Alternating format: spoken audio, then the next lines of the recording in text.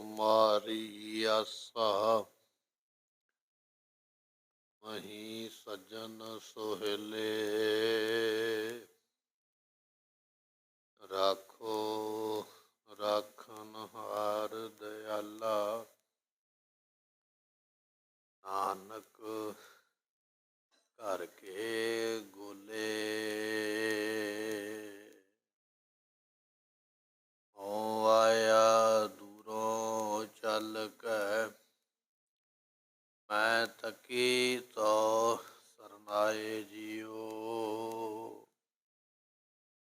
मैं आशा रखी चित मैं। मेरा सबो दुख गवाए जियो।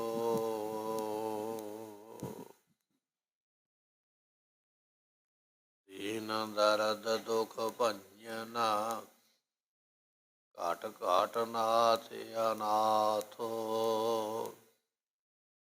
करन तुम्हारी आए, नानक के प्रभ साथ।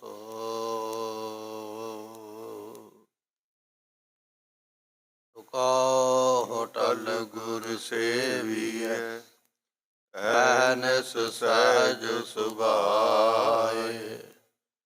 दर्शन परसिय गुरु के, जन्म मरण दुख जाए।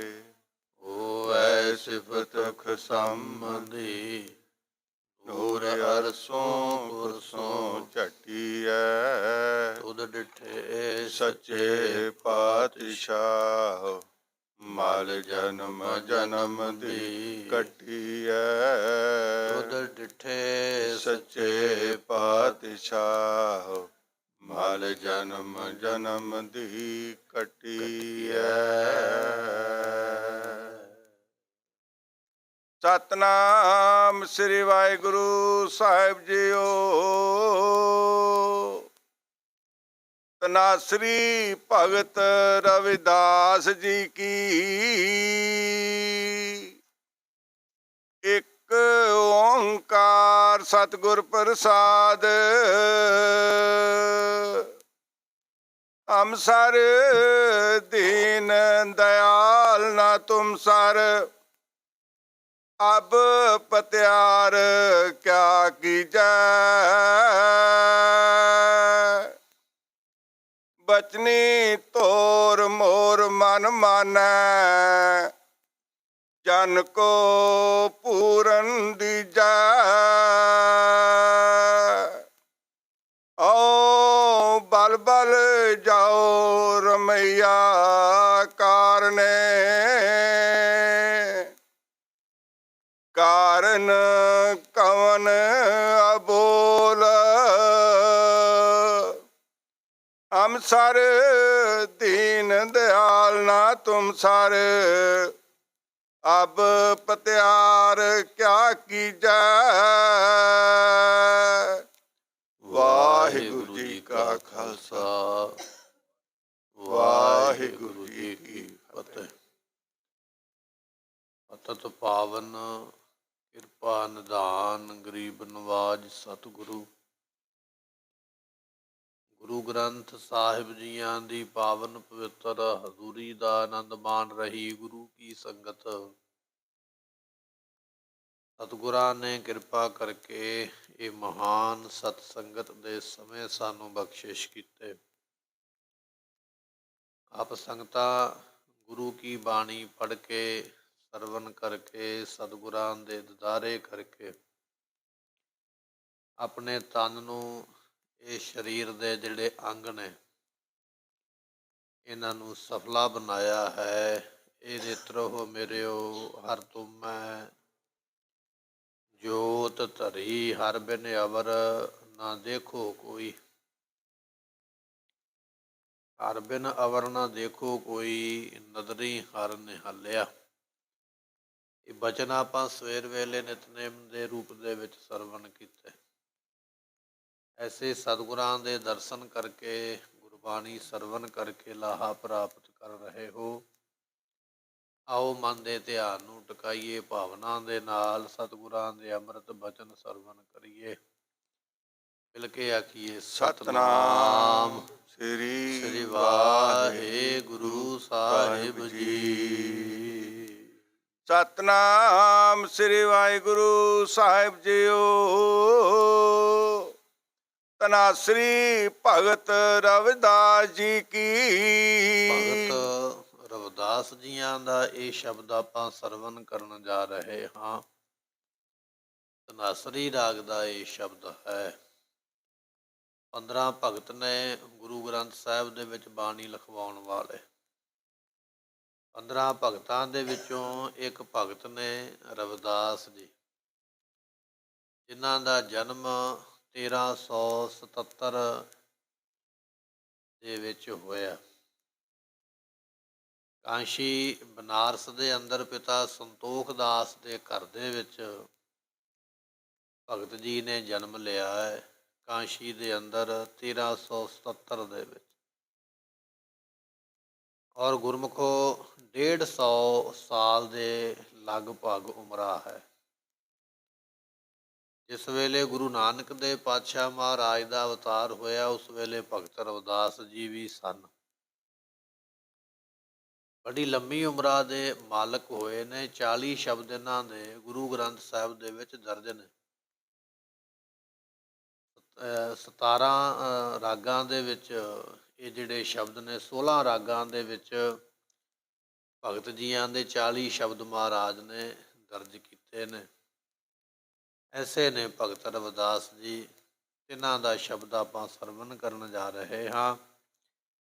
ਸੋ ਇਸ ਰਾਗ ਦੇ ਵਿੱਚ ਜਿਹੜਾ ਆਪਾਂ ਰਾਗ ਧਨਾਸਰੀ ਦਾ ਹੁਣੇ ਬਚਨ ਕੀਤਾ ਹੈ, ਇਹ ਧਨਾਸਰੀ ਰਾਗ ਦੇ ਵਿੱਚ ਭਗਤ ਜੀਆਂ ਦੇ 3 ਸ਼ਬਦ ਨੇ। ਪਹਿਲਾ ਸ਼ਬਦ ਆਪਾਂ ਨੂੰ ਅੱਜ ਪ੍ਰਾਪਤ ਹੋ ਰਿਹਾ ਹੈ। ਭਗਤ ਰਵਿਦਾਸ ਜੀ ਬਖਸ਼ਿਸ਼ ਕਰਦੇ ਹਨ। ਇੱਕ ਓੰਕਾਰ ਸਤਿਗੁਰ ਪ੍ਰਸਾਦ। ਇਹ ਜਿਹੜਾ ਬਚਨ ਹੈ, ਇਹ ਗੁਰੂ ਅਰਜਨ ਦੇਵ ਪਾਤਸ਼ਾਹ ਨੇ ਲਿਖਿਆ। ਗੁਰੂ ਅਰਜਨ ਦੇਵ ਮਹਾਰਾਜ ਬਾਣੀ ਲਿਖਵਾਉਂਦੇ ਪਏ ਨਾ, ਭਾਈ ਗੁਰਦਾਸ ਜੀ ਕੋਲ ਬੈਠੇ। ਭਗਤ ਆਉਂਦੇ ਨੇ ਵੱਖ-ਵੱਖ ਇਲਾਕਿਆਂ ਦੇ ਆਪੋ ਆਪਣੀ ਬਾਣੀ ਲਿਖਾਉਣ ਵਾਸਤੇ। ਜਿਸ ਵੇਲੇ ਮਹਾਰਾਜ ਬਾਣੀ ਲਿਖਵਾ ਰਹੇ ਸਨ, ਸ਼ਬਦ ਸੰਪੂਰਨ ਹੁੰਦਾ ਤੇ ਸਭ ਤੋਂ ਥੱਲੇ ਸ਼ਬਦ ਦੇ ਗੁਰੂ ਨਾਨਕ ਪਾਤਸ਼ਾਹ ਦਾ ਨਾਮ ਆ ਜਾਂਦਾ। ਭਾਈ ਗੁਰਦਾਸ ਜੀ ਲਿਖੀ ਜਾਂਦੇ। ਇੱਕ ਦਿਨ ਮਹਾਰਾਜ ਬਾਣੀ ਲਿਖਵਾ ਰਹੇ ਸਨ ਤੇ ਸਭ ਤੋਂ ਥੱਲੇ ਗੁਰੂ ਨਾਨਕ ਦੇਵ ਪਾਤਸ਼ਾਹ ਦੇ ਨਾਮ ਦੀ ਬਜਾਏ ਭਗਤਾਂ ਦੇ ਨਾਮ ਮਹਾਰਾਜ ਲਿਖਵਾਉਣ ਲੱਗ ਪਏ। ਭਾਈ ਗੁਰਦਾਸ ਜੀ ਨੇ ਪੁੱਛਿਆ, ਮਹਾਰਾਜ ਅੱਗੇ ਤੇ ਗੁਰੂ ਨਾਨਕ ਸਾਹਿਬ ਦਾ ਨਾਮ ਲਿਖਵਾਉਂਦੇ ਹੋ, ਹੁਣ ਭਗਤਾਂ ਦਾ ਥੱਲੇ ਨਾਮ ਦਰਜ ਹੋਣ ਲੱਗ ਪਿਆ। ਤੇ ਸਤਿਗੁਰੂ ਪਾਤਸ਼ਾਹ ਗੁਰੂ ਅਰਜਨ ਦੇਵ ਮਹਾਰਾਜ ਕਹਿਣ ਲੱਗੇ, ਭਾਈ ਗੁਰਦਾਸ ਜੀ, ਉਹ ਭਗਤ ਆ ਕੇ ਆਪਣੀ ਆਪਣੀ ਬਾਣੀ ਦਰਜ ਕਰਵਾਉਂਦੇ। ਮਹਾਰਾਜ ਫਿਰ ਮੈਂ ਵੀ ਉਹਨਾਂ ਦੇ ਦਰਸ਼ਨ ਕਰਨੇ ਚਾਹੁੰਦਾ ਹਾਂ। ਜਦੋਂ ਇਹ ਬੇਨਤੀ ਭਾਈ ਗੁਰਦਾਸ ਜੀਆਂ ਨੇ ਕੀਤੀ, ਸਤਿਗੁਰੂ ਕਹਿਣ ਲੱਗੇ, ਕੱਲ੍ਹ ਨੂੰ ਸਮੇਂ ਤੋਂ ਪਹਿਲਾਂ ਆ ਜਾਣਾ। ਨਿਤਨੇਮ ਕਰਕੇ, ਇਸ਼ਨਾਨ ਪਾਨ ਕਰਕੇ, ਵਾਹਿਗੁਰੂ ਮੰਤਰ ਦਾ ਜਾਪ ਕਰਕੇ ਸਮੇਂ ਤੋਂ ਪਹਿਲਾਂ ਆਉਣਾ। ਜਿਹੜੇ ਸਮੇਂ ਤੁਸੀਂ ਬਾਣੀ ਲਿਖਦੇ ਹੋ ਨਾ, ਸਾਡੇ ਕੋਲ ਆਉਂਦੇ ਹੋ, ਪਹਿਲਾਂ ਆ ਜਾਇਓ, ਤੁਹਾਨੂੰ ਦਰਸ਼ਨ ਕਰਵਾਵਾਂਗੇ। ਅਗਲੇ ਦਿਨ ਭਾਈ ਗੁਰਦਾਸ ਜੀ ਆਪਣੇ ਸਮੇਂ ਤੋਂ ਕੁਝ ਘੜੀਆਂ ਪਹਿਲਾਂ ਚਲੇ ਗਏ ਤੇ ਕੀ ਵੇਖਦੇ ਪਏ, ਸਾਰੇ ਭਗਤ ਸਾਹਿਬਾਨ ਗੁਰੂ ਅਰਜਨ ਦੇਵ ਪਾਤਸ਼ਾਹ ਦੇ ਕੋਲ ਬੈਠੇ ਹੋਏ, ਆਪਣੀ ਆਪਣੀ ਬਾਣੀ ਜਿਹੜੀ ਹੈ ਦਰਜ ਕਰਵਾ ਰਿਹਾ। ਔਰ ਗੁਰੂ ਪਾਤਸ਼ਾਹ ਉਸ ਬਾਣੀ ਨੂੰ ਫਿਰ ਲਿਖਵਾਉਂਦੇ ਗੁਰੂ ਗ੍ਰੰਥ ਸਾਹਿਬ ਦੇ ਅੰਦਰ। ਇਸ ਤਰ੍ਹਾਂ ਮਹਾਰਾਜ ਨੇ ਕਿਰਪਾ ਕੀਤੀ ਹੈ। ਇਹ ਭਗਤ ਜਨ ਆ ਕੇ ਬੈਠੇ ਨੇ ਗੁਰੂ ਅਰਜਨ ਪਾਤਸ਼ਾਹ ਦੇ ਕੋਲ, ਸਤਿਗੁਰੂ ਬਾਣੀ ਲਿਖਵਾਉਂਦੇ ਪਏ ਨੇ। ਮਹਾਰਾਜ ਨੇ ਮੰਗਲਾਚਰਨ ਲਿਖਿਆ, ਇੱਕ ਓੰਕਾਰ। ਓੰਕਾਰ ਨਾਮ ਪਰਮਾਤਮਾ ਦਾ ਹੈ। ਪਰਮਾਤਮਾ ਦੇ ਗੁਰਮੁਖੋ ਨਾਮ ਕਈ ਨੇ। ਕੋਈ ਬੰਦਾ ਇਹ ਨਹੀਂ ਕਹਿ ਸਕਦਾ ਵੀ ਰੱਬ ਦਾ ਨਾਮ ਇੱਕੋ ਹੀ ਹੈ। ਇੱਕ ਨਾਮ ਨਹੀਂ ਹੈ, ਉਹਦੇ ਨਾਮ ਨੇ ਕਈ, ਬਹੁਤੇ। ਉਹਨਾਂ ਬਹੁਤੇ ਨਾਮਾਂ ਦੇ ਵਿੱਚੋਂ ਇੱਕ ਨਾਮ ਹੈ ਓੰਕਾਰ। ਉਹ ਜਿਹੜਾ ਓੰਕਾਰ ਪਰਮਾਤਮਾ, ਉਹ ਇੱਕ ਹੈ, ਉਹਦੇ ਵਰਗਾ ਦੂਜਾ ਨਹੀਂ। ਜੇ ਉਸ ਇੱਕ ਦੀ ਪ੍ਰਾਪਤੀ ਕਰਨੀ ਚਾਹਣਾ ਹੈ ਤੇ ਸਤਿਗੁਰ ਪ੍ਰਸਾਦ, ਤੈਨੂੰ ਗੁਰੂ ਦੀ ਖੁਸ਼ੀ ਲੈਣੀ ਪਵੇ। ਅਸੀਂ ਦਰਬਾਰ ਵਿੱਚ ਕਿਉਂ ਬੈਠੇ ਆ ਕੇ? ਅਸੀਂ ਗੁਰੂ ਘਰ ਆ ਕੇ ਝਾੜੂ ਕਿਉਂ ਲਾਉਂਦੇ ਹਾਂ, ਅਸੀਂ ਬਰਤਨ ਕਿਉਂ ਮਾਂਜਦੇ ਹਾਂ। ਇਹ ਸਭ ਕੁਝ ਅਸੀਂ ਤਾਂ ਕਰਦੇ ਹਾਂ ਸਾਡਾ ਗੁਰੂ ਸਾਡੇ ਤੇ ਖੁਸ਼ ਹੋ ਜਾਵੇ, ਮਿਹਰਬਾਨ ਹੋ ਜਾਵੇ, ਸਾਡੇ ਤੇ ਉਹਨੂੰ ਤਰਸ ਆ ਜਾਵੇ ਵੀ ਇਹ ਮੇਰੇ ਘਰ ਰੋਜ਼ ਆਉਂਦਾ ਹੈ, ਇਹ ਮੇਰੇ ਦਰ ਦੀ ਰੋਜ਼ ਸੇਵਾ ਕਰਦਾ ਹੈ, ਇਹ ਮੇਰੇ ਦਰਬਾਰ ਵਿੱਚ ਰੋਜ਼ ਬੈਠਦਾ ਹੈ। ਸਾਡੇ ਤੇ ਤਰਸ ਹੋਵੇਗਾ, ਤਰਸ ਪਿਆ ਮਿਹਰਾਮਤ ਹੋਈ, ਫਿਰ ਮਿਹਰ ਹੋ ਜਾਏਗੀ। ਜਦੋਂ ਮਿਹਰ ਹੋ ਜਾਏਗੀ, ਉਸ ਮਿਹਰ ਦਾ ਨਾਮ ਹੈ ਸਤਿਗੁਰ ਪ੍ਰਸਾਦ, ਗੁਰੂ ਦੀ ਕਿਰਪਾ। ਅਸੀਂ ਗੁਰੂ ਦੀ ਕਿਰਪਾ ਲੈਣ ਵਾਸਤੇ ਦਰਬਾਰ ਦੇ ਵਿੱਚ ਬੈਠੇ ਹਾਂ। ਗੁਰੂ ਕਿਰਪਾ ਕਰੇਗਾ। ਇੱਕ ਓਅੰਕਾਰ, ਜਿਹੜਾ ਇੱਕ ਪਰਮਾਤਮਾ ਹੈ, ਓਅੰਕਾਰ ਉਹਦਾ ਨਾਮ ਹੈ, ਉਹ ਸਾਨੂੰ ਮਿਲ ਜਾਏਗਾ। ਪਰ ਗੁਰਮੁਖੋ ਮਿਲੇਗਾ ਉਸ ਵੇਲੇ ਜਦੋਂ ਗੁਰੂ ਖੁਸ਼ ਹੋਵੇਗਾ, ਤਾਂ ਉਹਦੀ ਪ੍ਰਾਪਤੀ ਹੈ। ਹਮ ਸਰ ਦੀਨ ਦਇਆਲ ਨਾ ਤੁਮ ਸਰ। ਭਗਤ ਰਵਿਦਾਸ ਜੀ ਗੁਰਮੁਖੋ ਬਾਣੀ ਪੜ੍ਹਦੇ, ਨਾਮ ਜਪਦੇ, ਨਾਮ ਜਪਦਿਆਂ ਜਪਦਿਆਂ ਭਗਤ ਜੀਆਂ ਦੀ ਬੜੀ ਪ੍ਰਸਿੱਧੀ ਹੋ ਗਈ, 4 ਚੁਫੇਰੇ ਮਸ਼ਹੂਰੀ ਹੋ ਗਈ। ਬਚਨ ਪੜ੍ਹਦੇ ਆ ਨਾ, ਜਨ ਨਾਨਕ ਗੁਰਮੁਖ ਪ੍ਰਗਟ ਹੋਏ। ਜਿਹੜੇ ਗੁਰਮੁਖ ਬਣ ਕੇ ਜਪ ਤਪ ਕਰਦੇ, ਬਾਣੀ ਪੜ੍ਹਦੇ, ਉਹ ਦੁਨੀਆ ਵਿੱਚ ਆਪਣੇ ਆਪ ਹੀ ਪ੍ਰਗਟ ਹੋ ਜਾਂਦੇ, ਭਾਵੇਂ ਜਿੰਨਾ ਮਰਜ਼ੀ ਆਪਣੇ ਆਪ ਨੂੰ ਛੁਪਾ ਲੈਣ।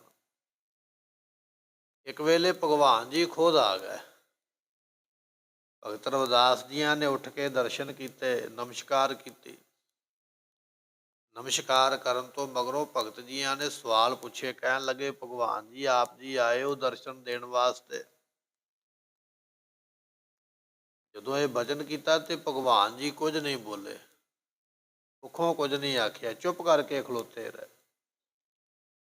ਦੂਜੀ ਵਾਰੀ ਫਿਰ ਪੁੱਛਿਆ, ਕਹਿਣ ਲੱਗੇ ਜੀ ਧੰਨ ਭਾਗ, ਤੁਸੀਂ ਸਾਨੂੰ ਦਰਸ਼ਨ ਦਿੱਤੇ, ਬੜੀ ਕਿਰਪਾ ਕੀਤੀ ਹੈ, ਬੜੀ ਮਿਹਰ ਕੀਤੀ ਹੈ।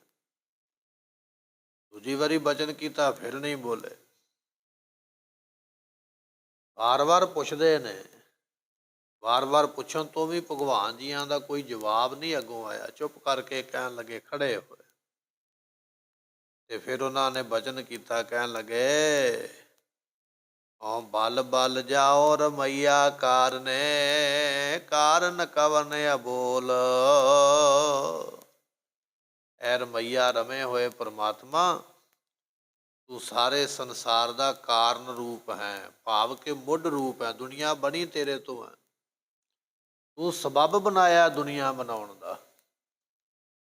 ਸਾਰਿਆਂ ਵਿੱਚ ਸਮਾਏ ਹੋਏ, ਸਾਰਿਆਂ ਨੂੰ ਬਣਾਉਣ ਵਾਲੇ ਭਗਵਾਨ ਜੀ, ਕਾਰਨ ਕਵਨ ਅਬੋਲ, ਤੁਹਾਡੇ ਚੁੱਪ ਰਹਿਣ ਦਾ ਕਾਰਨ ਕੀ ਹੈ ਉਹ ਦੱਸੋ। ਤੁਸੀਂ ਚੁੱਪ ਕਿਉਂ ਹੋ, ਬੋਲਦੇ ਕਿਉਂ ਨਹੀਂ ਪਏ ਮੇਰੇ ਨਾਲ?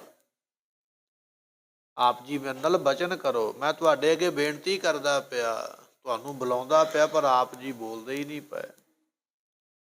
ਕਿਰਪਾ ਕਰੋ, ਕੁਝ ਬੋਲ ਕੇ ਬਚਨ ਜਿਹੜੇ ਨੇ ਉਹ ਕਹੋ, ਤੁਹਾਡੇ ਬਚਨ ਚੰਗੇ ਲੱਗਦੇ।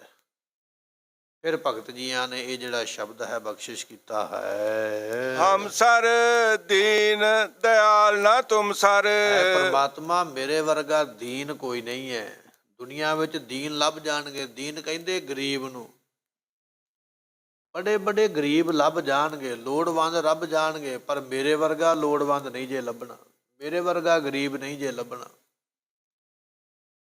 ਮੈਂ ਗਰੀਬੀ ਦੂਰ ਕਰਨ ਵਾਸਤੇ ਪੈਸੇ ਦੀ ਗੱਲ ਨਹੀਂ ਕਰਦਾ ਪਿਆ ਵੀ ਮੈਨੂੰ ਖੈਰ ਪਾ ਦਿਓ ਧਨ ਦੀ। ਮੇਰੇ ਵਿੱਚ ਗਰੀਬੀ ਉਹ ਹੈ, ਮੈਂ ਤੇ ਤੁਹਾਡੇ ਦਰਸ਼ਨ ਚਾਹੁੰਦਾ। ਸਗਲ ਭਵਨ ਕੇ ਨਾਇਕਾ ਇੱਕ ਸ਼ੈਨ, ਮੈਂ ਤੇ ਉਹ ਚੀਜ਼ ਚਾਹੁੰਦਾ ਹਾਂ, ਮੈਨੂੰ ਤੁਹਾਡੇ ਦਰਸ਼ਨਾਂ ਦੀ ਹਰ ਵੇਲੇ ਪਿਆਸਾ ਹੈ। ਹਮ ਸਰ ਦੀਨ, ਮੇਰੇ ਵਰਗਾ ਕੋਈ ਦੀਨ ਗਰੀਬ ਨਹੀਂ ਹੈ। ਦਇਆਲ ਨਾ ਤੁਮ ਸਰ, ਤੇ ਤੇਰੇ ਵਰਗਾ ਕੋਈ ਦਿਆਲੂ ਨਹੀਂ ਹੈ। ਪ੍ਰਮਾਤਮਾ ਤੇਰੇ ਵਰਗੀ ਕੋਈ ਬਖਸ਼ਿਸ਼ ਨਹੀਂ ਕਰ ਸਕਦਾ, ਤੇਰੇ ਵਰਗੀ ਕੋਈ ਰਹਿਮਤ ਨਹੀਂ ਕਰ ਸਕਦਾ ਹੈ। ਤਬ ਪਤਿਆਰ ਕਿਆ ਕੀਜੈ। ਪ੍ਰਮਾਤਮਾ ਹੁਣ ਕਾਹਦਾ ਪਤਿਆਉਣਾ? ਪਤਿਆਉਣਾ ਤੋਂ ਭਾਵ ਇਹ ਹੋ ਗਿਆ, ਹੁਣ ਕਾਹਦੀ ਪਰਖ ਕਰਨੀ ਹੈ? ਪਰਖ ਤੇ ਉੱਥੇ ਕੀਤੀ ਜਾਂਦੀ ਹੈ ਨਾ ਜਿੱਥੇ ਪਹਿਲੀ ਵਾਰੀ ਜਾਈਏ, ਪਰ ਜਦੋਂ ਆਪਸੀ ਰਿਸ਼ਤਾ ਬਣ ਜਾਵੇ ਫਿਰ ਵਾਰ-ਵਾਰ ਤੇ ਨਹੀਂ ਨਾ ਪਰਖ ਕੀਤੀ ਜਾਂਦੀ। ਅਬ ਪਤਿਆਰ ਕਿਆ ਕੀਜੈ, ਹੁਣ ਤੁਸੀਂ ਮੈਨੂੰ ਕੀ ਪਤਿਆਉਣਾ ਚਾਹੁੰਦੇ ਹੋ? ਮੇਰੀ ਕੀ ਪਰਖ ਕਰਨਾ ਚਾਹੁੰਦੇ ਹੋ?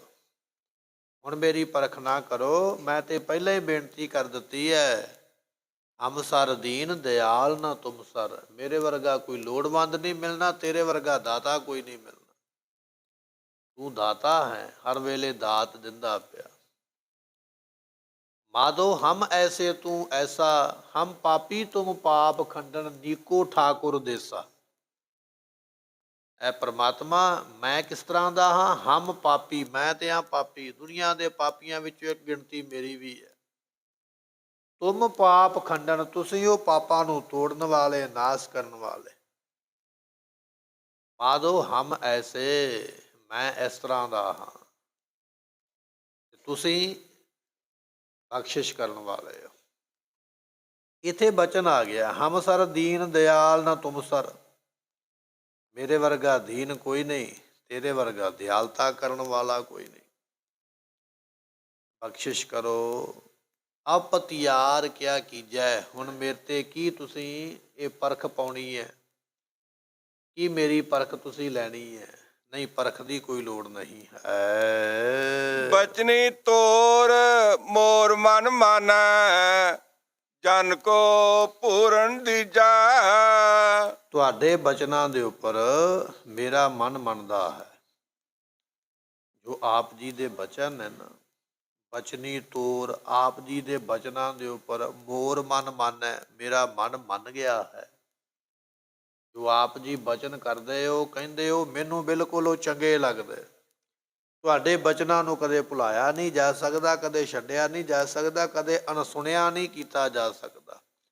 ਬਚਨੀ ਤੋਰ, ਤੁਹਾਡੇ ਬਚਨਾਂ ਦੇ ਉੱਪਰ ਮੋਰ ਮਨ ਮਾਨੈ, ਮੇਰਾ ਮਨ ਮੰਨ ਗਿਆ ਹੈ, ਮੇਰਾ ਮਨ ਪਤੀਜ ਗਿਆ ਹੈ। ਐਸੀ ਆਪ ਜੀ ਨੇ ਕਿਰਪਾ ਕੀਤੀ ਹੈ। ਜਨ ਕੋ ਪੂਰਨ ਦੀਜਾ। ਇਸ ਕਰਕੇ ਮੈਨੂੰ ਜਨ ਨੂੰ ਆਪ ਜੀ ਕਿਰਪਾ ਕਰਕੇ ਬ੍ਰਹਮ ਗਿਆਨ ਦੀ ਦਾਤ ਪ੍ਰਾਪਤ ਹੋਵੇ, ਇਹ ਵਰ ਬਖਸ਼ਿਸ਼ ਕਰੋ। ਮੈਂ ਬ੍ਰਹਮ ਗਿਆਨ ਦੀ ਅਵਸਥਾ ਨੂੰ ਪਾ ਜਾਵਾਂ, ਨਿਸ਼ਚੇ ਅਤੇ ਅਭੇਦ ਵਾਲੀ ਅਵਸਥਾ ਮਿਲ ਜਾਵੇ। ਮੇਰੇ ਮਨ ਵਿੱਚ ਭੇਦ, ਫਰਕ ਇਹ ਖਤਮ ਹੋ ਜਾਵੇ, ਰਵੇ ਨਾ। ਮੈਨੂੰ ਨਿਸ਼ਚਾ ਹੋ ਜਾਵੇ, ਭਰੋਸਾ ਹੋ ਜਾਵੇ। ਇਹ ਦਾਤ ਆਪ ਜੀ ਦੇਵੋ। ਜਨ ਕੋ ਪੂਰਨ ਦੀਜੈ। ਮੈਨੂੰ ਜਨ ਨੂੰ ਆਪ ਜੀ ਕਿਰਪਾ ਕਰਕੇ ਐਸੀਆਂ ਬਖਸ਼ਿਸ਼ਾਂ ਜਿਹੜੀਆਂ ਨੇ ਉਹ ਦੇਣਾ ਕਰੋ। ਓ ਬਲ ਬਲ ਜਾਓ ਰਮਈਆ ਕਾਰਨੇ। ਐ ਰਮਈਆ, ਰਮੇ ਹੋਏ ਪ੍ਰਮਾਤਮਾ, ਮੈਂ ਤੇਰੇ ਤੋਂ ਬਲਿਹਾਰ ਜਾਂਦਾ, ਬਲਿਹਾਰ ਜਾਂਦਾ, ਕੁਰਬਾਨ ਜਾਂਦਾ। ਕਿਉਂਕਿ ਤੇਰੇ ਬਿਨਾਂ, ਤੇਰੀ ਪ੍ਰਾਪਤੀ ਬਿਨਾਂ ਮੇਰਾ ਸਰੀਰ ਕਿਸੇ ਕੰਮ ਦਾ ਨਹੀਂ ਹੈ। ਵਿਦਵਾਨਾਂ ਨੇ ਬੜੇ ਸੋਹਣੇ ਬਚਨ ਲਿਖੇ, ਕਹਿਣ ਲੱਗੇ, ਤੋਏ ਬਿਨਾ ਤਾਲ ਜੈਸੇ। ਗੁਰਮੁਖੋ ਸਰੋਵਰ ਬਣਿਆ ਹੋਵੇ ਨਾ, ਬੜਾ ਸੋਹਣਾ ਤਲਾਬ ਬਣਿਆ ਹੋਵੇ, ਪਰ ਉਹਦੇ ਵਿੱਚ ਪਾਣੀ ਨਾ ਹੋਵੇ, ਸੁੱਕਾ ਹੋਵੇ, ਕਿ ਉਹ ਸੁੱਕੇ ਤਾਲ ਦੀ ਕੋਈ ਸ਼ੋਭਾ ਨਹੀਂ ਹੈ, ਕੋਈ ਟੌਰ ਨਹੀਂ ਰਹਿ ਜਾਂਦੀ, ਕੋਈ ਉਹਦੀ ਪਵਿੱਤਰਤਾ ਨਹੀਂ ਰਹਿ ਜਾਂਦੀ। 1947 ਦੇ ਵਿੱਚ ਦੇਸ਼ ਦੀ ਵੰਡ ਹੋਈ ਨਾ, ਪਾਕਿਸਤਾਨ ਬਣਿਆ। ਸਿੱਖਾਂ ਦੀ ਗਿਣਤੀ ਘਟਣ ਕਰਕੇ ਜਾਂ ਨਾ ਰਹਿਣ ਕਰਕੇ ਜਿਹੜੇ ਗੁਰਧਾਮ ਸੀ, ਗੁਰੂ ਦੇ ਵੱਡੇ ਵੱਡੇ ਸਥਾਨ, ਸਰੋਵਰਾਂ ਦਾ ਪਾਣੀ ਸੁੱਕ ਗਿਆ। ਉਹਦੇ ਵਿੱਚ ਬੂਟੀਆਂ, ਘਾਹ, ਮਿੱਟੀ, ਘੱਟਾ, ਟੁੱਟੇ ਛਿੱਤਰ ਲੋਕਾਂ ਨੇ ਸੁੱਟ ਦਿੱਤੇ। ਸਥਾਨ ਤੇ ਭਾਵੇਂ ਉਹ ਕਿੱਡਾ ਵੀ ਵੱਡਾ ਹੈ, ਪਰ ਅੱਜ ਉਹਦੇ ਵਿੱਚ ਪਾਣੀ ਨਹੀਂ, ਜਲ ਨਹੀਂ ਹੈ। ਨਾ ਕੋਈ ਉੱਥੇ ਇਸ਼ਨਾਨ ਕਰਦਾ, ਨਾ ਕੋਈ ਜਾ ਕੇ ਉੱਥੇ 5 ਇਸ਼ਨਾਨ ਕਰਦਾ। ਕਾਰਨ ਇਹ ਹੈ ਵੀ ਉਹਦੇ ਵਿੱਚ ਜਲ ਨਹੀਂ ਹੈ। ਸਰੋਵਰ ਤੇ ਬਣਿਆ, ਪਰ ਜਲ ਤੋਂ ਬਿਨਾਂ ਸਰੋਵਰ ਦੀ ਕਾਹਦੀ ਸ਼ੋਭਾ? ਜਲ ਦੇ ਨਾਲ ਹੀ ਸਰੋਵਰ ਦੀ ਸ਼ੋਭਾ ਹੈ। ਕਿਸੇ ਵਿਦਵਾਨ ਨੇ ਲਿਖਿਆ, ਕਹਿਣ ਲੱਗਾ, ਤੋਏ ਬਿਨਾ ਤਾਲ ਜੈਸੇ। ਸਰੋਵਰ ਜਿੰਨਾ ਮਰਜ਼ੀ ਸੋਹਣਾ ਬਣਾ ਲਾ, ਪਰ ਜਿੰਨਾ ਚਿਰ ਉਹਦੇ 'ਚ ਪਾਣੀ ਨਹੀਂ ਨਾ ਪਵੇਗਾ, ਉਹਨਾਂ ਚਿਰ ਉਹਦੀ ਸ਼ੋਭਾ ਕੋਈ ਨਹੀਂ ਰਹਿ ਜਾਣੀ। ਇਹ ਇੱਕ ਉਦਾਹਰਨ ਦਿੱਤੀ ਹੈ। ਦੂਜਾ ਬਚਨ ਕਹਿਣ ਲੱਗੇ, ਰੂਪ ਬਿਨਾ, ਕਹਿਣ ਲੱਗੇ ਬਾਪ ਜੈਸੇ। ਸੋਹਣਾ ਰੂਪ ਨਾ ਹੋਵੇ, ਤੇ ਸੋਹਣੇ ਰੂਪ ਤੋਂ ਬਿਨਾਂ ਇਹ ਸਰੀਰ ਵੀ ਕਿਸੇ ਕੰਮ ਦਾ ਨਹੀਂ। ਕੁਝ ਵਿਅਕਤੀਆਂ ਨੂੰ ਰੱਬ ਨੇ ਇਹੋ ਜਿਹਾ ਨੈਣ ਨਕਸ਼ ਦਿੱਤੇ ਨੇ, ਇਹੋ ਜਿਹਾ ਰੰਗ ਰੂਪ ਦਿੱਤਾ ਹੈ, ਇਹੋ ਜਿਹਾ ਸਰੀਰ ਘੜਿਆ ਹੈ, ਉਹ ਕਿਤੇ ਵੀ ਚਲੇ ਜਾਣ, ਉਪਰੀ ਥਾਂ ਤੇ ਵੀ ਚਲੇ ਜਾਣ, ਲੋਕੀ ਉਹਨਾਂ ਨੂੰ ਮਾਣ ਸਨਮਾਨ ਦਿੰਦੇ, ਬਿਠਾਉਂਦੇ ਵੀ ਆ ਭਾਈ ਇੱਥੇ ਬੈਠ। ਬਿਨਾਂ ਗੱਲ ਤੋਂ ਜਾਣ ਪਛਾਣ ਕੱਢੀ ਜਾਂਦੀ ਹੈ, ਬਿਨਾਂ ਗੱਲ ਤੋਂ ਉਹਨਾਂ ਨਾਲ ਗੱਲਾਂ ਬਾਤਾਂ ਕੀਤੀਆਂ ਜਾਂਦੀਆਂ, ਕਿਉਂਕਿ ਉਹ ਸੋਹਣਾ ਲੱਗਦਾ ਪਿਆ। ਦੂਸਰੇ ਪਾਸੇ ਉਹ ਵਿਅਕਤੀ ਹੈ ਜਿਹੜਾ ਜਾਣਦਾ ਪਛਾਣਦਾ ਵੀ ਹੈ, ਪਰ ਉਹਦਾ ਰੰਗ ਚੰਗਾ ਨਹੀਂ, ਉਹਦੇ ਨੈਣ ਨਕਸ਼ ਚੰਗੇ ਨਹੀਂ, ਉਹਦੇ ਲਾਗੇ ਖੜਨ ਵਾਲਾ ਕੋਈ ਵੀ ਨਹੀਂ ਹੈ, ਕੋਈ ਖੜਨ ਨੂੰ ਤਿਆਰ ਨਹੀਂ ਹੈ। ਇਹ ਦੁਨੀਆ ਦੀ ਉਦਾਹਰਣ ਹੈ। ਕਹਿਣ ਲੱਗੇ ਰੂਪ ਬਿਨਾ ਬਾਪ ਜੈਸੇ, ਬਾਪ ਤੋਂ ਭਾਵ ਬਾਪ ਸਰੀਰ, ਸੋਹਣਾ ਸਰੂਪ ਨਾ ਹੋਵੇ ਤੇ ਸਰੀਰ ਵੀ ਲੋਕੀ ਸਤਿਕਾਰ ਨਹੀਂ ਦਿੰਦੇ, ਸੋਹਣੇ ਚਮੜੇ ਨੂੰ ਸਤਿਕਾਰ ਮਿਲਦਾ ਹੈ। ਇਹ ਦੂਜੀ ਉਦਾਹਰਨ ਦਿੱਤੀ ਹੈ। ਤੀਜਾ ਬਚਨ ਕਹਿਣ ਲੱਗੇ ਭਾਗ ਬਿਨਾ ਭਾਲ ਜੈਸੇ, ਗੁਰਮੁਖੋ ਭਾਲ ਕਹਿੰਦੇ ਮੱਥੇ ਨੂੰ, ਪਰ ਮੱਥੇ ਤੇ ਚੰਗਾ ਕਰਮ ਨਾ ਹੋਵੇ ਤੇ ਚੰਗੇ ਮੱਥੇ ਦਾ ਵੀ ਫਿਰ ਕੀ ਕਰਨਾ। ਮੱਥਾ ਚਮਕਦਾ ਬੜਾ ਹੋਵੇ, ਸੋਹਣਾ ਤੇ ਬੜਾ ਹੋਵੇ, ਪਰ ਮੱਥੇ ਤੇ ਲੇਖ ਹੀ ਚੰਗਾ ਕੋਈ ਨਾ ਹੋਵੇ, ਹਰ ਵੇਲੇ ਠੋਕਰਾਂ ਹੀ ਵੱਜਦੀਆਂ ਰਹਿਣ, ਫਿਰ ਉਹ ਮੱਥੇ ਦਾ ਕੀ ਕਰਨਾ।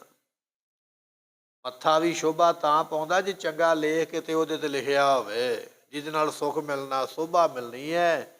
ਜੇ ਸੋਭਾ ਤੇ ਸੁੱਖ ਨਹੀਂ ਮਿਲਿਆ, ਕਰਮਾਂ ਦਾ ਕਰਮ ਹੀ ਚੰਗਾ ਕੋਈ ਨਹੀਂ, ਤੇ ਕੀ ਕਰੇਗਾ ਇਹੋ ਜਿਹਾ ਮੱਥੇ ਨੂੰ। ਕਹਿਣ ਲੱਗੇ ਕਿਸੇ ਕੰਮ ਨਹੀਂ ਉਹ ਮੱਥਾ, ਭਾਵੇਂ ਸੋਹਣਾ ਕਿੰਨਾ ਵੀ ਹੈ। ਰਹਿਣ ਬਿਨਾ ਚੰਦ ਦੇ, ਰਾਤ ਪੈ ਗਈ ਹੈ, ਪਰ ਜੇ ਪਈ ਹੋਈ ਰਾਤ ਵਿੱਚ ਚੰਦਰਮਾ ਨਾ ਚੜ੍ਹੇ ਤੇ ਉਹ ਰਾਤ ਦੀ ਸ਼ੋਭਾ ਨਹੀਂ ਰਹਿੰਦੀ ਹੈ। ਪਰ ਜੇ ਰਾਤ ਵਿੱਚ ਚੰਦਰਮਾ ਕਿਤੇ ਚੜ੍ਹਿਆ ਹੋਵੇ ਤੇ ਰਾਤ ਚਾਨਣੀ ਹੋ ਜਾਂਦੀ ਹੈ। ਜੀ ਕਰਦਾ ਰਾਤ ਜਾਗਦੇ ਰਹੀਏ, ਚੰਦਰਮਾ ਦੀ ਚਾਨਣੀ ਵੇਖਦੇ ਰਹੀਏ, ਸੋਹਣੀ ਲੱਗਦੀ ਹੈ, ਠੰਡ ਮਿਲਦੀ ਹੈ। ਪਰ ਜੇ ਚੰਦਰਮਾ ਨਾ ਹੋਵੇ ਤੇ ਉਸਨੂੰ ਕਾਲੀ ਰਾਤ ਕਿਹਾ ਜਾਂਦਾ, ਉਹ ਬੁਰੀ ਲੱਗਦੀ ਹੈ, ਭੈੜੀ ਲੱਗਦੀ ਹੈ। ਵਿਦਵਾਨ ਜਨ ਕਹਿੰਦੇ ਰਹਿਣ ਬਿਨਾ ਚੰਦ ਦੇ, ਦੀਪ ਬਿਨਾ ਧਾਮ ਜੈਸੇ। ਆਪਾਂ ਕੋਠੀ ਭਾਵੇਂ ਕਿੰਨੀ ਵੀ ਸੋਹਣੀ ਪਾ ਲਈਏ, ਘਰ ਕਿੰਨਾ ਵੀ ਸੋਹਣਾ ਬਣਾ ਲਈਏ, ਪਰ ਸੋਹਣੇ ਘਰ ਦੇ ਵਿੱਚ ਦੀਵਾ ਨਹੀਂ ਨਾ ਜਗਾਇਆ, ਜੇ ਬਲਬ ਨਹੀਂ ਨਾ ਜਗਾਇਆ, ਟਿਊਬ ਨਹੀਂ ਨਾ ਜਗਾਈ, ਉਹ ਘਰ ਡਰਾਉਣਾ ਡਰਾਉਣਾ ਲੱਗਦਾ, ਖਾਲੀ ਖਾਲੀ ਲੱਗਦਾ, ਘਰ ਦੇ ਅੰਦਰ ਜਾਣ ਨੂੰ ਜੀ ਨਹੀਂ ਕਰਦਾ। ਘਰ ਮਹਿੰਗਾ ਭਾਵੇਂ ਕਿੰਨਾ ਵੀ ਕਿਉਂ ਨਾ ਹੋਵੇ, ਪਰ ਮਹਿੰਗੇ ਘਰ ਦੀ ਸ਼ੋਭਾ ਲਾਈਟ ਦੇ ਨਾਲ ਹੀ ਹੈ, ਪ੍ਰਕਾਸ਼ ਦੇ ਨਾਲ ਹੀ ਹੈ।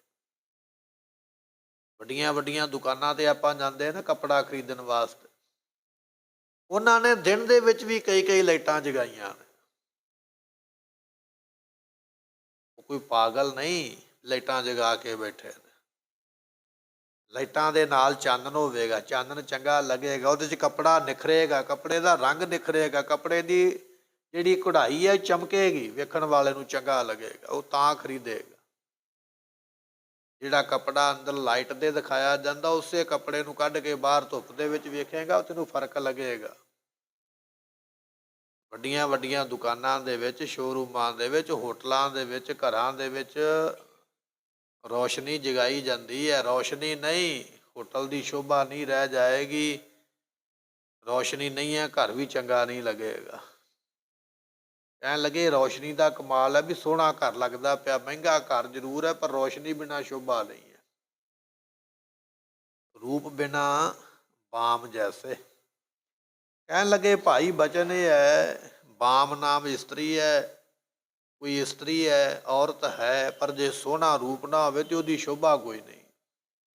ਜੇ ਰੂਪ ਸੋਹਣਾ ਤੇ ਉਹ ਗਹਿਣਾ ਗੱਟਾ ਭਾਵੇਂ ਨਾ ਪਾਵੇ, ਹਾਰ ਸ਼ਿੰਗਾਰ ਭਾਵੇਂ ਨਾ ਕਰੇ, ਤਾਂ ਵੀ ਸੋਹਣੀ ਲੱਗਦੀ ਹੈ।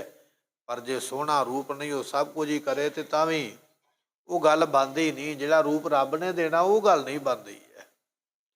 ਇਹ ਉਦਾਹਰਨਾਂ ਦਿੱਤੀਆਂ ਨੇ ਸਮਝਾਉਣ ਵਾਸਤੇ। ਅਗਲਾ ਬਚਨ ਕਰਨ ਲੱਗੇ, ਕਹਿੰਦੇ ਭਾਈ ਕਾਜ ਬਿਨਾ ਦਾਮ ਜੈਸੇ। ਕੰਮ ਕਰਨ ਚੱਲਿਆ ਪਰ ਕੋਲ ਪੈਸਾ ਨਹੀਂ, ਪੈਸੇ ਬਿਨਾ ਕੀ ਕਰੇਗਾ। ਕੱਪੜਾ ਪਸੰਦ ਆ ਗਿਆ, ਜੁੱਤੀ ਪਸੰਦ ਆ ਗਈ ਹੈ, ਪਸੰਦ ਤੇ ਆ ਗਈ ਹੈ, ਪਰ ਲਵੇਂਗਾ ਤੇ ਤਾਂ ਜੇ ਕੋਲ ਪੈਸਾ ਹੈ। ਫਲਾਣਾ ਸ਼ਹਿਰ ਬੜਾ ਸੋਹਣਾ, ਫਲਾਣਾ ਦੇਸ਼ ਬੜਾ ਸੋਹਣਾ, ਸੋਹਣਾ ਤੇ ਹੈ, ਪਰ ਉਸ ਦੇਸ਼ ਵਿੱਚ ਤੂੰ ਤਾਂ ਜਾ ਸਕਦਾ, ਉਹ ਸ਼ਹਿਰ ਤੂੰ ਤਾਂ ਦੇ ਸਕਦਾ ਜੇ ਤੇਰੇ ਕੋਲ ਦਮੜੇ ਹੋਣ, ਮਾਇਆ ਹੋਵੇ। ਮਾਇਆ ਬਿਨਾਂ ਯਾਤਰਾ ਨਹੀਂ ਹੁੰਦੀ ਹੈ। ਕਹਿਣ ਲੱਗੇ ਕਾਜ ਬਿਨਾ ਦਾਮ ਜੈਸੇ। ਚੱਲਿਆ ਤੇ ਕੰਮ ਕਰਨ ਵਾਸਤੇ ਹੈ, ਪਰ ਕੰਮ ਕਰਨ ਨੂੰ ਜਾਣ ਵਾਲਿਆ ਪਹਿਲਾਂ ਜੇਬ ਦੇ ਵਿੱਚ ਪੈਸੇ ਭਰ, ਫਿਰ ਕੰਮ ਤੇ ਜਾ, ਤੇਰਾ ਕੰਮ ਤਾਂ ਹੋਣਾ। ਜੇ ਪੈਸਾ ਨਹੀਂ ਤੇ ਕੰਮ ਨਹੀਂ ਹੋਵੇਗਾ, ਯਾਤਰਾ ਨਹੀਂ ਹੋਵੇਗੀ, ਕਿਤੇ ਜਾ ਆ ਨਹੀਂ ਸਕਦਾ ਹੈ। ਬਾਣੀ ਬਿਨਾ ਛੰਦ ਦੇ। ਬੜੇ ਬੜੇ ਕਵੀ ਨੇ ਬਾਣੀ ਲਿਖਣ ਵਾਲੇ। ਬਾਣੀ ਤੋਂ ਭਾਵ ਹੁੰਦਾ ਗੁਰਮੁਖੋ ਕੋਈ ਕਵਿਤਾ ਲਿਖਣੀ, ਕੋਈ ਗੀਤ ਲਿਖਣਾ, ਕੋਈ ਸਰਲੇਖ ਲਿਖਣਾ, ਕੋਈ ਛੰਦ ਲਿਖਣਾ। ਪਰ ਛੰਦ ਤਾਂ ਲਿਖਿਆ ਜਾ ਸਕਦਾ, ਕਵਿਤਾ ਤਾਂ ਲਿਖੀ ਜਾ ਸਕਦੀ ਹੈ ਜੇ ਤੈਨੂੰ ਛੰਦਾਬੰਦੀ ਕਰਨੀ ਆਉਂਦੀ ਹੈ, ਵੀ ਪੰਕਤੀ ਦੇ ਨਾਲ ਪੰਕਤੀ ਰਲਦੀ ਹੋਵੇ, ਅੱਖਰ ਨਾਲ ਅੱਖਰ ਰਲਦਾ ਹੋਵੇ, ਜੋੜ ਨਾਲ ਜੋੜ ਰਲਦਾ ਹੋਵੇਗਾ, ਤੇ ਤਾਂ ਤੇਰੀ ਕਵਿਤਾ ਮੰਨੀ ਜਾਣੀ ਹੈ। ਜੇ ਇੱਧਰਲੀ ਗੱਲ ਇੱਧਰ ਨੂੰ ਚਲੇਗੀ, ਉੱਧਰਲੀ ਉੱਧਰ ਨੂੰ ਚਲੇਗੀ, ਆਪਸ ਵਿੱਚ ਮੁਖੜੇ ਜੁੜੇ ਹੀ ਨਹੀਂ, ਅੱਖਰ ਰਲੇ ਹੀ ਨਹੀਂ, ਨਾ ਛੰਦ ਰਲੇ ਨਾ ਜੋੜ ਲੜੇ, ਤੇ ਉਸ ਕਵਿਤਾ ਨੂੰ ਸੁਣਦਾ ਕੋਈ ਨਹੀਂ ਹੈ। ਕਹਿਣ ਲੱਗੇ ਜੇ ਕਵਿਤਾ ਕਿਸੇ ਨੂੰ ਸੁਣਾਉਣੀ ਹੈ, ਕਿਸੇ ਨੂੰ ਕੋਈ ਖੁਸ਼ ਕਰਨਾ ਚਾਹਣਾ, ਤਾਂ ਉਹਦੇ ਵਾਸਤੇ ਛੰਦਾਬੰਦੀ ਬੜੀ ਜ਼ਰੂਰੀ ਹੈ। ਛੰਦ ਬਣਾਉਣੇ ਪੈਣਗੇ। ਇਹ ਵੀ ਉਦਾਹਰਣ ਹੈ। ਛੰਦ ਤੋਂ ਬਿਨਾਂ ਕਵਿਤਾ ਦੀ ਸ਼ੋਭਾ ਨਹੀਂ ਹੈ। ਫੂਲ ਬਿਨਾਂ ਬਾਸ ਦੇ। ਫੁੱਲ ਤੇ ਬੜਾ ਸੋਹਣਾ ਖਿੜਿਆ ਹੋਇਆ, ਰੰਗ ਉਹਦਾ ਬੜਾ ਸੋਹਣਾ, ਪਰ ਜੇ ਫੁੱਲ ਵਿੱਚੋਂ ਸੁਗੰਧੀ ਨਹੀਂ ਨਾ ਆਈ, ਤੇ ਫਿਰ ਉਹ ਸੋਹਣੇ ਫੁੱਲ ਦਾ ਵੀ ਕੋਈ ਮਕਸਦ ਨਹੀਂ ਹੈ। ਫੁੱਲ ਵੀ ਤਾਂ ਸ਼ੋਭਾ ਪਾਉਂਦਾ ਜੇ ਉਹਦੇ ਵਿੱਚੋਂ ਮਹਿਕ ਆਵੇ, ਖੁਸ਼ਬੂ ਆਵੇ। ਬਚਨ ਕਰਦੇ ਵਪਾਰੀ ਬਿਨਾਂ ਰਾਸ ਦੇ। ਵਪਾਰੀ ਚੱਲ ਪਿਆ, ਮੈਂ ਫਲਾਣੇ ਦੇਸ਼ ਤੋਂ ਆਹ ਵਸਤੂ ਖਰੀਦ ਕੇ ਲਿਆਵਾਂਗਾ, ਇੱਥੇ ਲਿਆ ਕੇ ਮਹਿੰਗੀ ਵੇਚਾਂਗਾ, ਪਰ ਤੂੰ ਜਿਹੜੇ ਦੇਸ਼ ਚੱਲਿਆ ਉੱਥੇ ਤੇਰੇ ਤਾਂ ਗੱਲ ਬਣਨੀ ਹੈ ਜੇ ਤੇਰੇ ਕੋਲ ਮਾਇਆ ਹੈ। ਵਪਾਰੀ ਦੇ ਕੋਲ ਪੈਸਾ ਹੈ ਤੇ ਤਾਂ ਹੀ ਕੁਝ ਖਰੀਦ ਸਕਦਾ, ਜੇ ਪੈਸਾ ਨਹੀਂ ਤੇ ਕੁਝ ਨਹੀਂ ਉਹ ਖਰੀਦਿਆ ਜਾਣਾ, ਖਾਲੀ ਮੁੜ ਕੇ ਆਵੇਂਗਾ। ਸਰੀਰ ਬਿਨਾਂ ਸਾਸ ਦੇ। ਅਗਲਾ ਬਚਨ ਕੀਤਾ, ਸਰੀਰ ਭਾਵੇਂ ਕਿੰਨਾ ਵੀ ਤੰਦਰੁਸਤ ਹੋਵੇ, ਲੰਮਾ ਚੌੜਾ ਹੋਵੇ, ਮੋਟਾ ਤਾਜ਼ਾ ਹੋਵੇ, ਪਰ ਜਿੰਨਾ ਚਿਰ ਉਹ ਸਰੀਰ ਦੇ ਵਿੱਚ ਸਾਹ ਨਹੀਂ ਨਾ ਚੱਲਦੇ, ਉਹ ਸਰੀਰ ਕਿਸੇ ਕੰਮ ਦਾ ਨਹੀਂ ਹੋ। ਉਹ ਸਰੀਰ ਨੂੰ ਮੁਰਦਾ ਆਖਿਆ ਜਾਂਦਾ। ਸਰੀਰ ਭਾਵੇਂ ਛੋਟਾ ਹੀ ਹੈ ਤੇ ਭਾਵੇਂ ਕਿਵੇਂ ਦਾ ਵੀ ਹੈ, ਪਰ ਜੇ ਸਵਾਸ ਚੱਲਦੇ, ਸਾਹ ਚੱਲਦੇ, ਸਰੀਰ ਤਾਂ ਹੈ। ਜੇ ਸਾਹ ਖਤਮ ਹੋ ਗਿਆ ਤੇ ਉਸ ਨੂੰ ਜਿਉਂਦਾ ਕੋਈ ਨਹੀਂ ਕਹਿੰਦਾ, ਸਾਰੇ ਆਖਦੇ ਮਰ ਗਿਆ, ਚਲੇ ਗਿਆ, ਖਤਮ ਹੋ ਗਿਆ। ਗੁਰਮੁਖੋ ਸਰੀਰ ਦੀ ਸ਼ੋਭਾ ਤੇ ਸਵਾਸਾਂ ਦੇ ਨਾਲ ਹੈ। ਸਾਹ ਚੱਲਦਾ ਤੇ ਸਰੀਰ ਹੈ। ਤੇ ਕਹਿਣ ਲੱਗੇ ਸਮੀਰ ਬਿਨਾਂ ਗੰਧ ਦੇ। ਸਮੀਰ ਕਹਿੰਦੇ ਹਵਾ, ਜੇ ਹਵਾ ਵਿੱਚੋਂ ਖੁਸ਼ਬੂ ਨਾ ਆਵੇ, ਮਹਿਕ ਨਾ ਆਵੇ, ਤੇ ਉਹ ਹਵਾ ਵੀ ਚੰਗੀ ਨਹੀਂ ਲੱਗਦੀ ਹੈ। ਤੁਸੀਂ ਕਿਸੇ ਛੱਪੜ ਕੋਲੋਂ ਲੰਘੋ, ਕਿਸੇ ਗੰਦੇ ਨਾਲੇ ਕੋਲੋਂ ਲੰਘੋ, ਜਾਂ ਹੱਡਾ ਰੋੜੀ ਜਿੱਥੇ ਮਰੇ ਪਸ਼ੂ ਸੁੱਟੇ ਜਾਂਦੇ ਨੇ, ਉਹਦੇ ਕੋਲ ਦੀ ਲੰਘੋ ਤੇ ਉੱਥੋਂ ਬੜੀ ਗੰਦੀ ਬਦਬੂ ਆਉਂਦੀ ਹੈ। ਤੇ ਆਪਾਂ ਕੀ ਕਰਦੇ, ਆਪਾਂ ਆਪਣੇ ਹੱਥ ਨਾਲ ਨੱਕ ਬੰਦ ਕਰ ਲੈਂਦੇ। ਹਵਾ ਤੇ ਚੱਲਦੀ ਪਈ ਹੈ, ਆਉਂਦੀ ਪਈ ਹੈ, ਪਰ ਗੰਦੀ ਹਵਾ ਆਉਂਦੀ ਪਈ ਹੈ, ਬਦਬੂਦਾਰ, ਉਹ ਸਾਨੂੰ ਚੰਗੀ ਨਹੀਂ ਲੱਗਦੀ। ਨਾਲੇ ਕੋਲੋਂ ਲੰਘੇ ਆ, ਗਟਰ ਕੋਲੋਂ ਲੰਘੇ ਆ, ਛੱਪੜ ਕੋਲੋਂ ਲੰਘੇ ਆ, ਪਰ ਜੇ ਕਿਤੇ ਅਸੀਂ ਫੁੱਲਾਂ ਦੇ ਬਗੀਚੇ ਕੋਲੋਂ ਲੰਘੀਏ ਤੇ ਫਿਰ ਅਸੀਂ ਲੰਮੇ ਲੰਮੇ ਸਾਹ ਲੈਂਦੇ ਹਾਂ, ਛੇਤੀ ਛੇਤੀ ਲੈਂਦੇ ਹਾਂ। ਬੜੀ ਸੋਹਣੀ ਹਵਾ, ਬੜੀ ਸੋਹਣੀ ਸੁਗੰਧ ਆਉਂਦੀ ਹੈ। ਕਹਿਣ ਲੱਗੇ ਗੁਰਮੁਖੋ ਹਵਾ ਦੀ ਸ਼ੋਭਾ ਵੀ ਸੁਗੰਧੀ ਨਾਲ ਹੀ ਹੈ। ਸੁਗੰਧ ਤੋਂ ਬਿਨਾਂ ਹਵਾ ਵੀ ਚੰਗੀ ਨਹੀਂ ਲੱਗਦੀ ਹੈ। ਗੋਬਿੰਦ ਭਗਤ ਬਿਨ ਮਾਨੁਖ ਸਰੀਰ ਜੈਸੇ।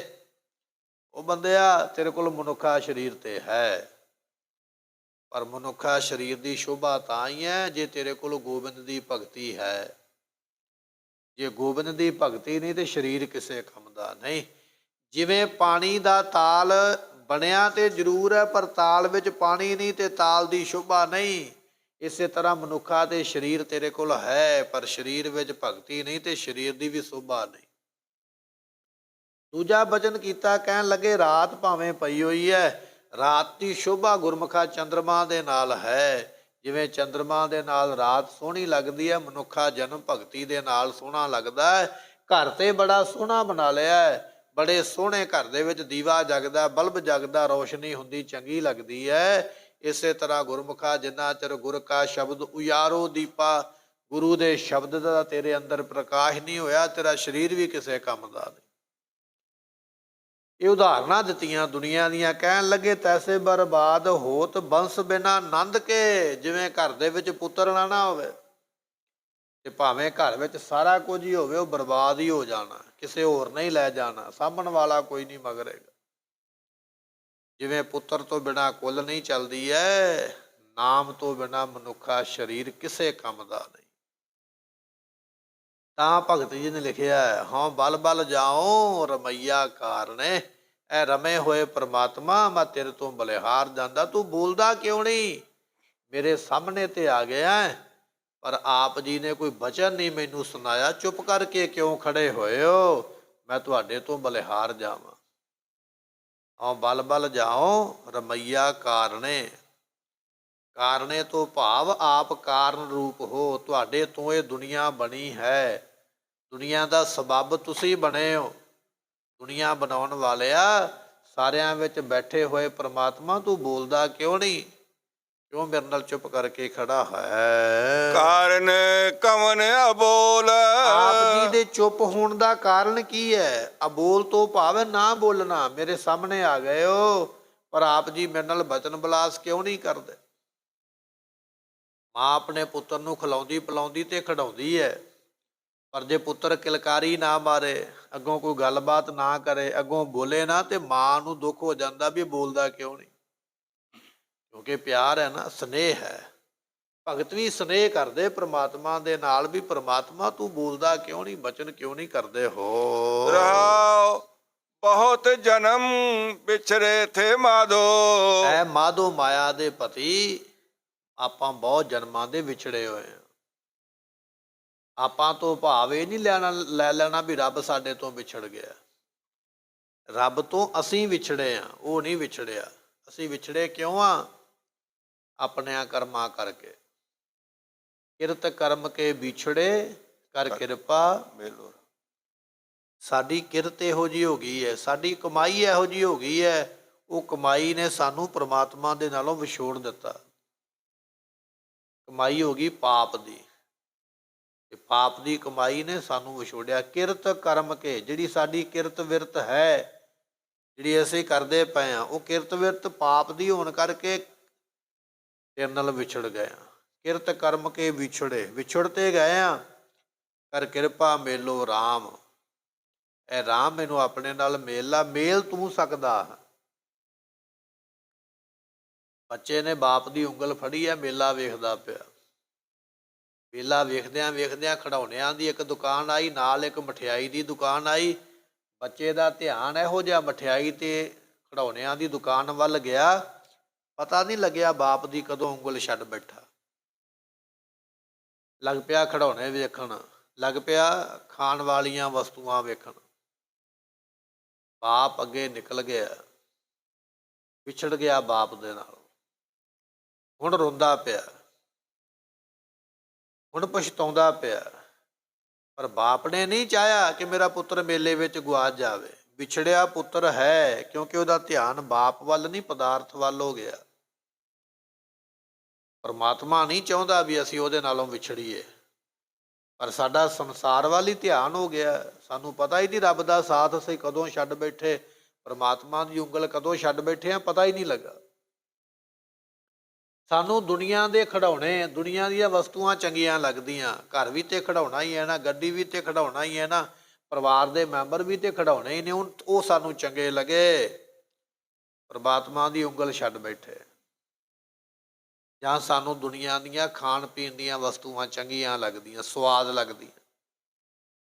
ਕਈ ਵਾਰੀ ਅਸੀਂ ਕਹਿ ਕੁਹਾ ਕੇ ਅੰਮ੍ਰਿਤ ਵੀ ਛਕ ਆਉਂਦੇ, ਪਰ ਜਦੋਂ ਕੋਈ ਸਾਡਾ ਆਂਢੀ ਗੁਆਂਢੀ ਮੀਟ ਮੁਰਗਾ ਖਾਂਦਾ, ਕਿਤੇ ਵਿਆਹ ਤੇ ਜਾ ਕੇ ਕੋਈ ਬੰਦਾ ਸ਼ਰਾਬ ਪੀਂਦਾ, ਤੇ ਫਿਰ ਸਾਡੇ ਤੋਂ ਰਿਹਾ ਨਹੀਂ ਜਾਂਦਾ। ਅਸੀਂ ਵੀ ਉਹ ਕਰਮ ਕਰ ਲੈਂਦੇ, ਉਹਦੇ ਵਰਗੇ ਹੀ ਬਣ ਜਾਂਦੇ। ਇਹ ਖਾਣ ਪੀਣ ਦਾ ਚਸਕਾ ਹੀ ਇੰਨਾ ਹੈ ਵੀ ਉਸ ਖਾਣ ਪੀਣ ਦੇ ਚਸਕੇ ਨੇ ਰੱਬ ਤੋਂ ਦੂਰ ਕਰ ਦਿੱਤਾ। ਪਰ ਇਹਦਾ ਮਤਲਬ ਇਹ ਨਹੀਂ ਵੀ ਰੱਬ ਨੇ ਸਾਨੂੰ ਵਿਛੋੜਿਆ ਹੈ। ਅਸੀਂ ਉਹਨੂੰ ਵਿਛੜੇ ਹਾਂ, ਅਸੀਂ ਉਹਦੇ ਤੋਂ ਦੂਰ ਹੋਏ ਹਾਂ, ਕਿਉਂਕਿ ਸਾਡੇ ਕੰਮ ਹੀ ਇਹੋ ਜਿਹੇ ਹੋ ਗਏ। ਕਿਰਤ ਕਰਮ ਕੇ ਵਿਛੜੇ, ਆਪਣਿਆਂ ਕੰਮਾਂ ਕਰਕੇ। ਬਹੁਤ ਜਨਮ ਵਿਛਰੇ ਥੇ ਮਾਧੋ। ਮਾਧੋ ਤੋਂ ਭਾਵ ਮਾਇਆ ਦਾ ਪਤੀ ਹੈ, ਮਾਇਆ ਦੇ ਪਤੀ ਪਰਮਾਤਮਾ। ਬੜੇ ਜਨਮ ਹੋ ਗਏ, ਮੈਂ ਤੇਰੇ ਨਾਲੋਂ ਵਿਛੜ ਗਿਆ, ਤੇ ਵਿਛੜਨ ਕਰਕੇ ਮੈਂ ਜਨਮਾਂ ਦੇ ਵਿੱਚ ਪੈ ਗਿਆ ਹਾਂ। ਇਹੋ ਜਨਮ ਤੁਮਾਰਾ ਲੇਖੇ। ਇਹ ਜਿਹੜਾ ਮਨੁੱਖਾ ਜਨਮ ਮੈਨੂੰ ਹੁਣ ਮਿਲਿਆ ਨਾ, ਰਵਿਦਾਸ ਜੀ ਵਾਲਾ, ਇਸ ਜਨਮ ਦਾ ਨਾਂ ਲੋਕਾਂ ਨੇ ਰੱਖਿਆ ਵੀ ਇਹ ਰਵਿਦਾਸ ਹੈ। ਇਹ ਜਿਹੜਾ ਜਨਮ ਮੈਨੂੰ ਮਿਲਿਆ ਹੈ, ਇਹ ਗੁਰੂ ਦੀ ਕਿਰਪਾ ਦੇ ਨਾਲ ਮੈਂ ਜਨਮ ਤੇਰੇ ਲੇਖੇ ਹੀ ਲਾ ਦਿੱਤਾ, ਤੇਰਾ ਹੀ ਕਰ ਦਿੱਤਾ। ਜਿਹਦੇ ਲੇਖੇ ਲਾ ਦਈਏ ਨਾ, ਵਸਤੂ ਉਹਦੀ ਹੋ ਜਾਂਦੀ ਹੈ। ਗੁਰੂ ਕਿਹਾ ਸਿੱਖਾ ਤੂੰ ਵੀ ਅਰਦਾਸ ਕਰ, ਮਹਾਰਾਜ ਮੈਂ ਫਲਾਣਾ ਸਿੰਘ, ਮੇਰਾ ਇਹ ਜਨਮ ਤੇਰੇ ਲੇਖੇ ਹੈ। ਆਪਣਾ ਨਾਂ ਲੈ ਕੇ ਨਾ, ਆਪਦਾ ਨਾਂ ਲੈ ਕੇ ਅਰਦਾਸ ਕਰ, ਮਹਾਰਾਜ ਮੈਂ ਫਲਾਣਾ ਸਿੰਘ ਹਾਂ, ਮੇਰੇ ਮਾਂ-ਬਾਪ ਨੇ ਮੇਰਾ ਇਹ ਨਾਮ ਰੱਖਿਆ, ਇਹ ਮੇਰਾ ਜਨਮ ਤੇਰੇ ਲੇਖੇ ਹੈ, ਇਹ ਮੇਰਾ ਜਨਮ ਤੇਰਾ ਹੋਇਆ, ਜੋ ਤੂੰ ਕਵੇਂਗਾ ਮੈਂ ਉਹੀ ਕਰਾਂਗਾ। ਇਹ ਅਰਦਾਸ ਕਰ ਜੇ ਕੁਝ ਪਾਉਣਾ ਚਾਹੁੰਦਾ। ਭਗਤ ਰਵਿਦਾਸ ਜੀ ਕਹਿ ਰਹੇ ਨੇ, ਇਹੋ ਜਨਮ ਤੁਮਾਰੇ ਲੇਖੇ, ਇਹ ਮੇਰਾ ਮਨੁੱਖਾ ਜਨਮ ਜਿਹਦੇ ਵਿੱਚ ਮੇਰਾ ਨਾਮ ਲੋਕਾਂ ਨੇ ਰਵਿਦਾਸ ਰੱਖਿਆ, ਇਹ ਜਨਮ ਮੈਂ ਤੇਰੇ ਲੇਖੇ ਲਾ ਦਿੱਤਾ ਹੈ।